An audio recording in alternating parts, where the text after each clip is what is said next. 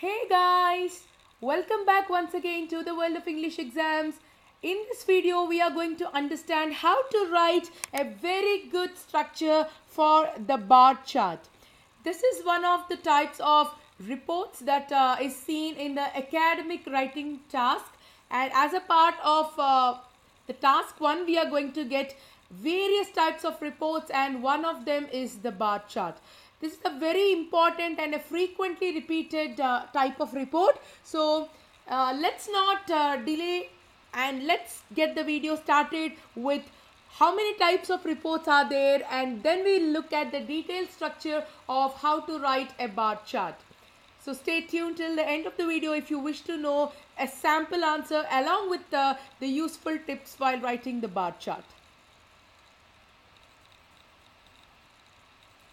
As you can see, there are various types of reports that you have to practice, and my suggestion would be that you practice a minimum of 10 sample questions for each of these reports because we cannot anticipate what sort of question we might get. So any of these reports can be asked. So it is better for us to be prepared beforehand. So please take 10 samples and please prepare, and if you wish your reports to be evaluated and your mistakes to be told to you, so you can leave a comment in the comment section below and we will get back to you.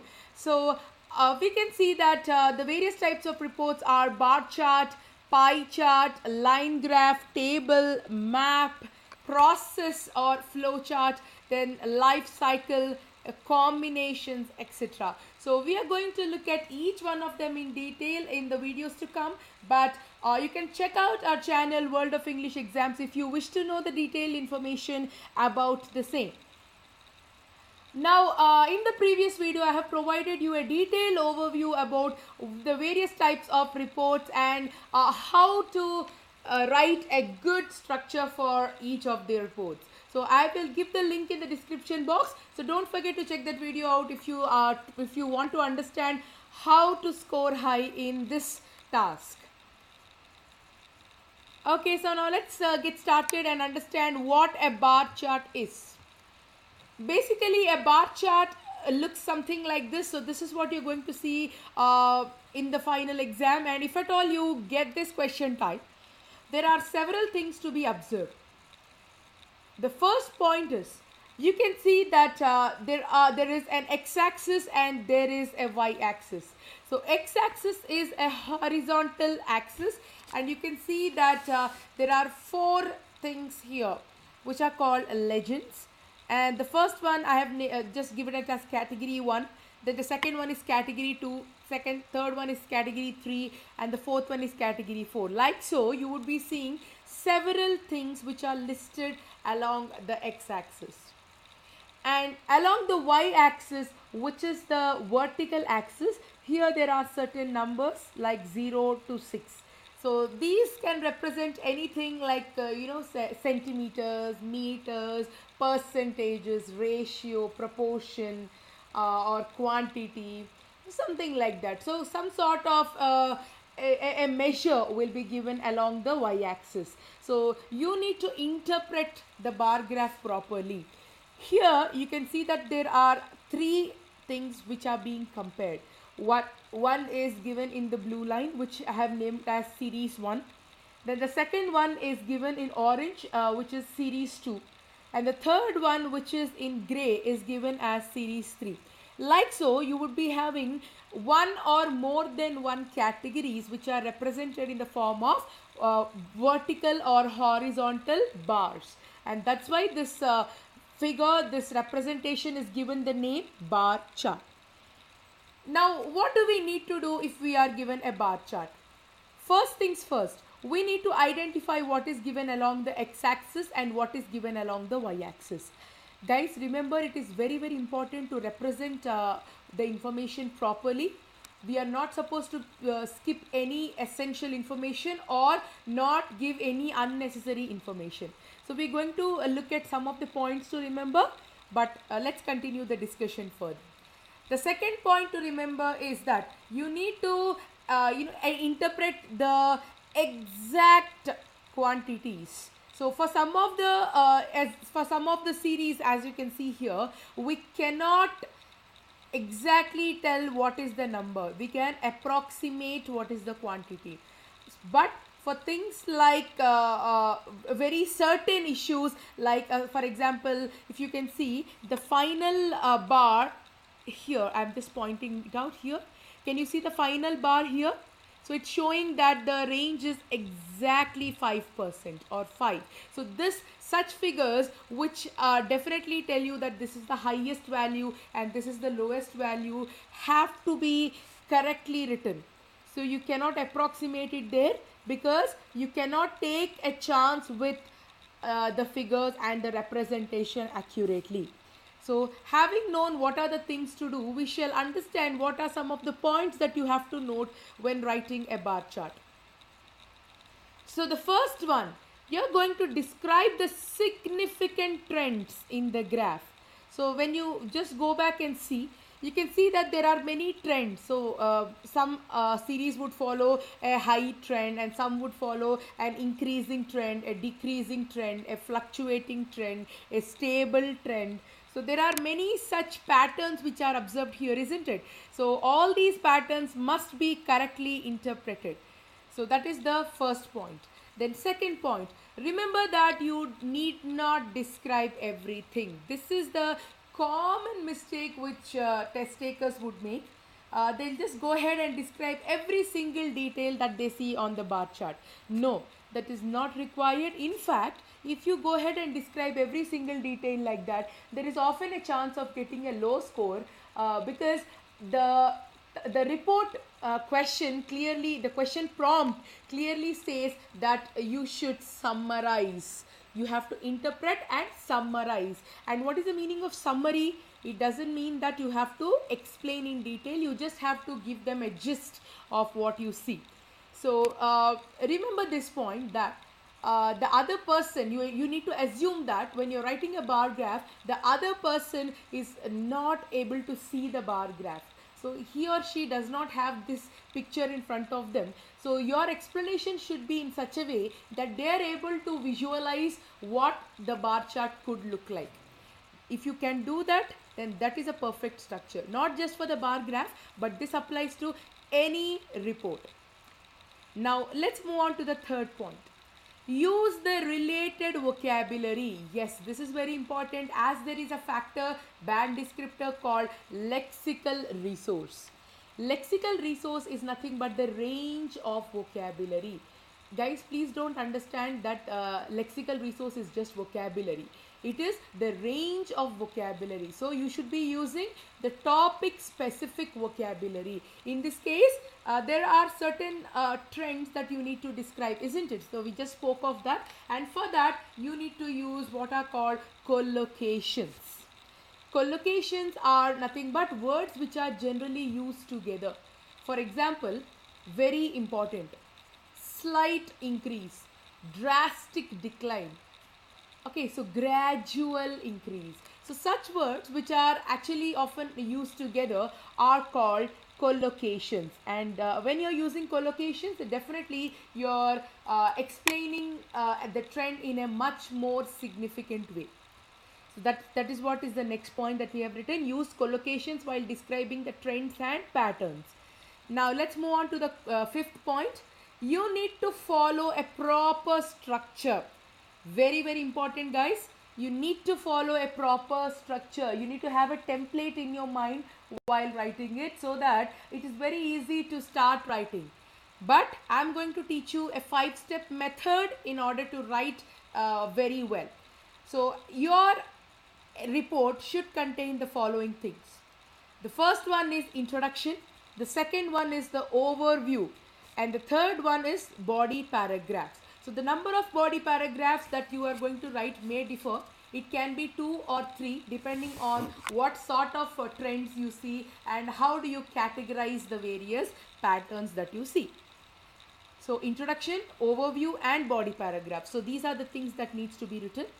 Then you need not give your opinion. Very, very important point. And often the students would go ahead and conclude it and give the opinion, which is actually not required, because none of the band descriptors are asking for your opinion, and all you need to do is explain what you see. You're not supposed to be predicting something, or you're not supposed to be giving your opinion on how the trend could change and how the trend was in the past or something like that. You need not do all that. So then the last instruction would be to write at least 150 words. Now this is a standard instruction, because if the report is under this word count, then definitely you would be receiving a penalty. And an additional point is that the person who is going to correct your paper is definitely going to see the number of words that you have written. He is going to count the number of words. So please don't avoid this. Please write at least 150 words. However, there is no upper limit. You can go ahead and write as many words as you want, provided it is related to the topic, the ideas are relevant, and you connect the points very well. And finally, management of time is very important. So you are given just 60 minutes to complete the whole of the writing test, including the report as well as the essay. So planning is very important. Now, having spoken about planning, I would go ahead and give you a powerful strategy, which I call the power strategy. Now this is a standard one, the standard method given by the British Council in order to write a good essay and a good report. Now the power strategy involves 5 steps. POWER. The first step is planning. The second step is organizing. The third step is writing. Fourth one is evaluating. And the last one is reviewing. So you need to perform all these steps. You need to plan what to write. Then you need to organize your ideas. Only then you're supposed to be writing. Please don't start writing immediately. Then you need to evaluate, by evaluate I mean that you need to correct your mistakes, and you need to rewrite any sentence if it is completely erroneous. Then finally you need to review, which means you need to count the number of words, and finally you need to check how you have written, whether you have followed a proper strategy, proper structure or not.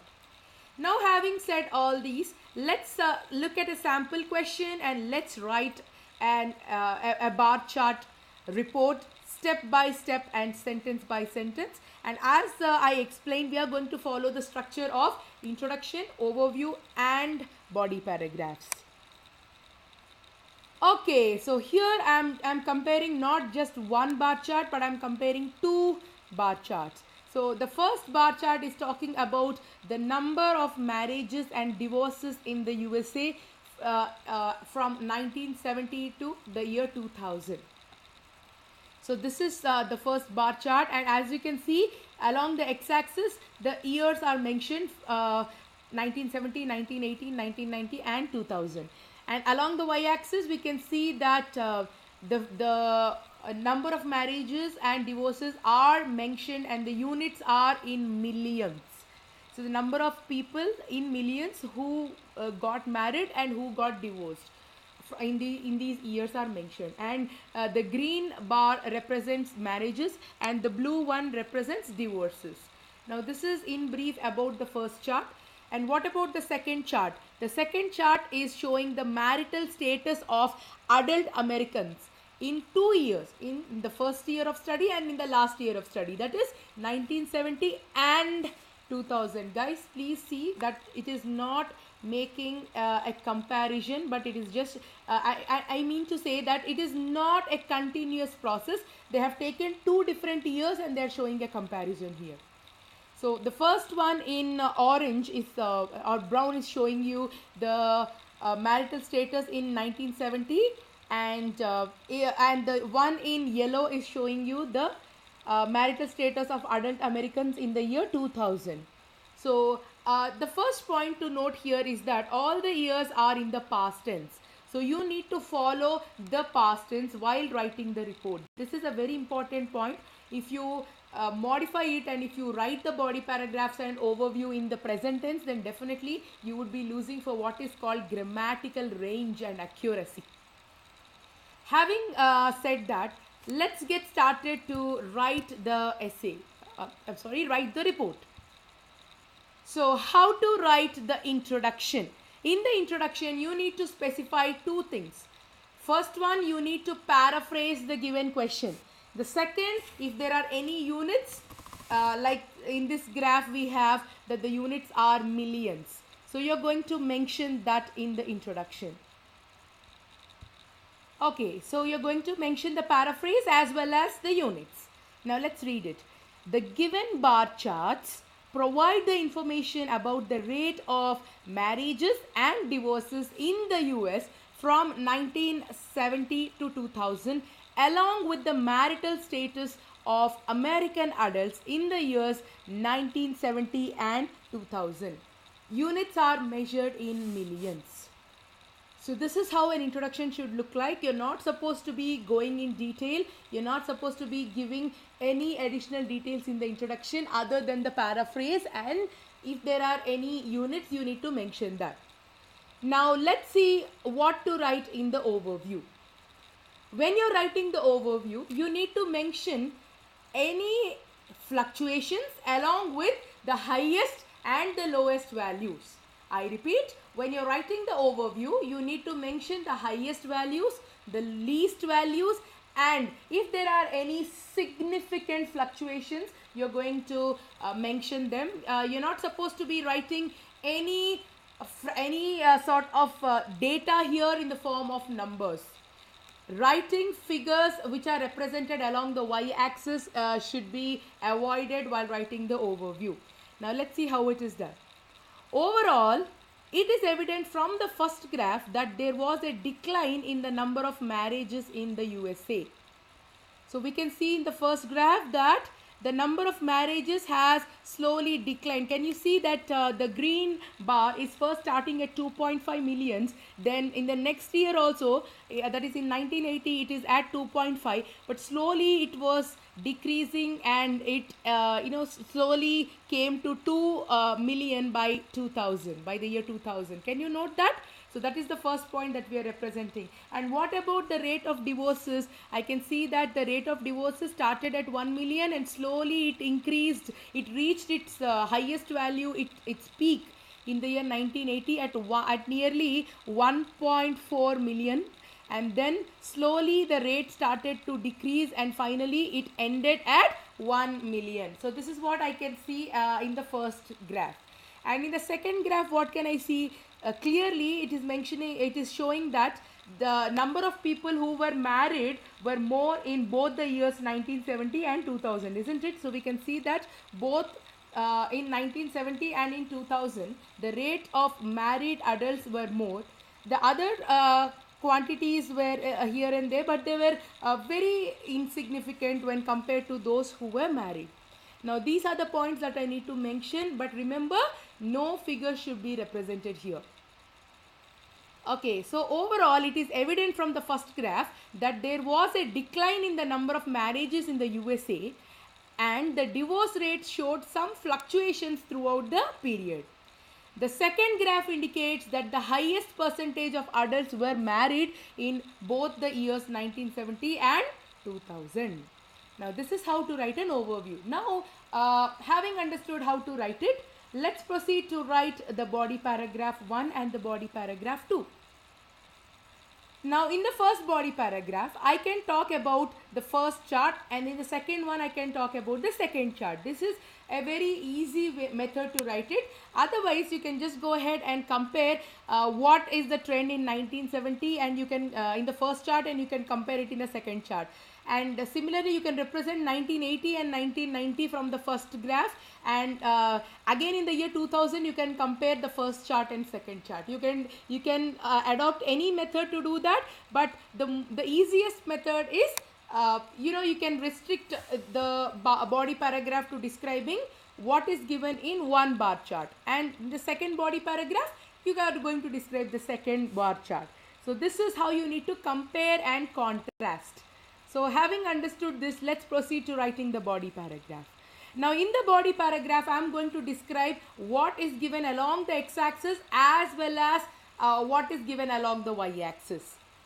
To start with, in 1970, 2.5 million Americans were married, and this rate remained constant 10 years later, after which the numbers fell gradually to 2 million by the year 2000.